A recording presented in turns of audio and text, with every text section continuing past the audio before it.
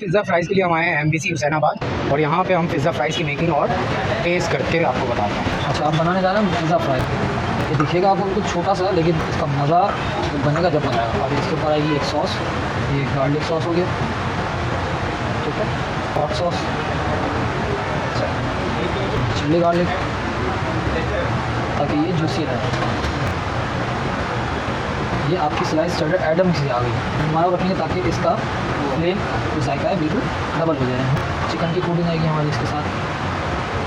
ऐसा नहीं कि सिर्फ दिखाने के लिए डालते हैं, एटलीस्ट ऐसा हो कि बंदा कुछ खाए तो पता चले कि चिकन आ रहा है। फ्राई जाएंगे फुल लोड हो गए। और की गार्निशिंग में आपकी ये सॉस आ गई।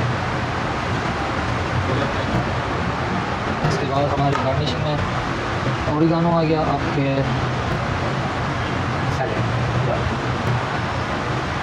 अब इसको हम करेंगे बेक। मज़ेदार, ओनली 250 रुपीज़।